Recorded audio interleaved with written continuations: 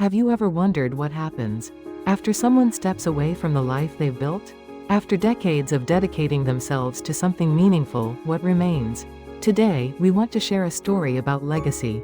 Not the kind written in textbooks or displayed on walls, but the kind that lives quietly in someone's heart. A story about one teacher, one letter, and the quiet realization that our influence never truly ends. The afternoon light entered the classroom softly, almost hesitantly, as if it knew something was ending.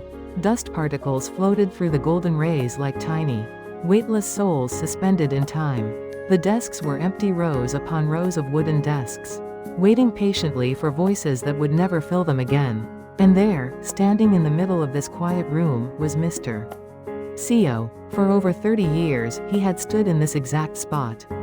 30 years of chalk dust on his fingers. 30 years of listening. 30 years of small moments that would echo far longer than anyone could have imagined. Today, he was cleaning his desk for the last time. His hands moved slowly, deliberately. Each wipe of the cloth felt like an act of letting go. He opened the bottom drawer, the one he rarely used. And there, hidden in the corner, was a yellow envelope. The paper had aged into the color of old bone. The postmark was dated 20 years ago. He picked it up carefully, as if holding something fragile from another lifetime. His name was written on the front in careful, youthful handwriting. The kind of handwriting that believed in the future. He sat down slowly in his worn leather chair. The room seemed to hold its breath. With gentle fingers, he opened the envelope. Inside was a letter. Just a letter. But as he read the first words, the classroom seemed to fade away. And another time came alive in his mind. The letter was from a student named Park Gina.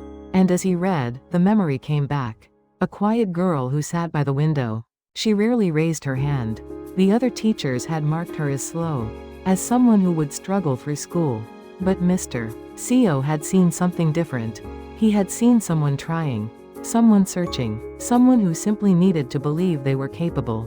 The letter spoke of a specific day 20 years ago. Gina had failed an exam. She was ashamed. Her classmates were in the cafeteria, laughing, celebrating their success. But Gina sat alone at her desk, convinced that this failure meant something fatal about who she was. That her worth was measured in test scores. That one bad result meant a bad life. Then Mr. Co. sat down beside her.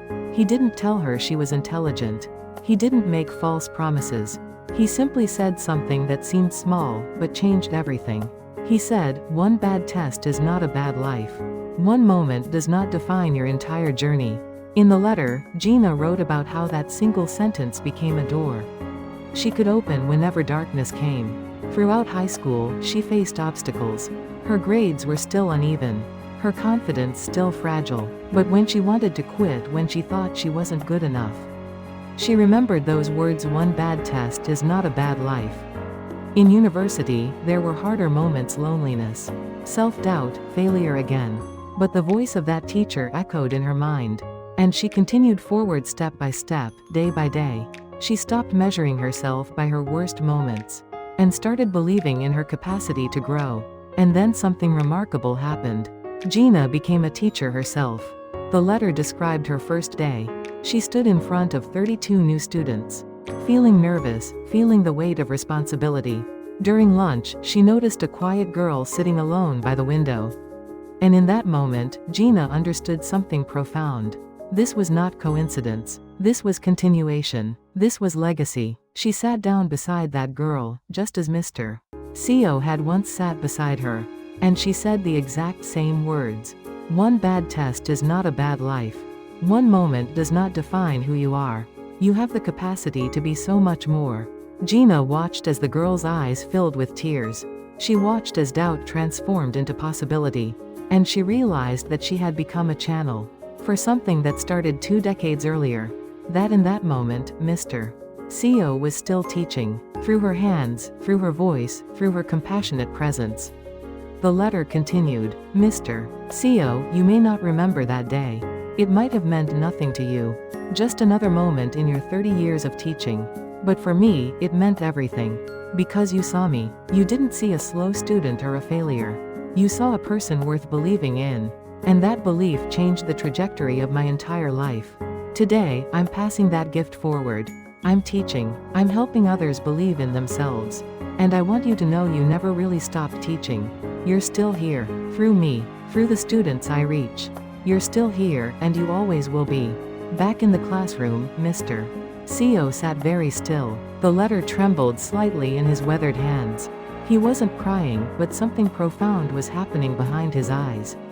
It was as if a door, closed for so long, had suddenly opened onto a light that was always there. He read the letter again. And again. With each reading, the words seemed to reveal something deeper. The dust continued to float through the afternoon light. The empty desks waited in silence. The room held the weight of 30 years, compressed into a single moment of understanding. Mr. CO carefully folded the letter. He moved slowly, reverently, as if he were folding his entire life back into itself. His weathered fingers worked with the precision of someone who knew the value of what he held. Then he whispered to the empty classroom, to the dust, to the light, to the 30 years that had never been empty at all. We all live on, he said softly, in the hearts we have touched, in the moments we shared, in the words we spoke when someone needed to hear them most. We all live on. He pressed the letter gently against his chest. Outside, the world continued. Buses honked in the distance. Students laughed on the street below. The sun began its slow descent toward the horizon. But here, in this room, in this sacred space between past and present, something was held, something was remembered, something would continue. Some letters never ask for a reply. They simply remind us that we mattered, that our presence made a difference, that the quiet moments of kindness we offer often create ripples far beyond what we can ever see or measure. Thank you for spending this time with us today. If this story touched your heart, please consider sharing it with someone you care about, because everyone deserves to know that they matter, that their influence is greater than they might ever realize, and that kindness, no matter how small, never truly fades away. It echoes forward through time, through other people's lives, creating beauty we may never see but will always exist. If you enjoyed this story, please like and subscribe to our channel. We create stories about human connection, legacy, and the quiet moments that shape our lives. Every story we share is about real people and real emotions. Subscribe to be reminded that your life has meaning, and that you, too, are part of someone else's beautiful story.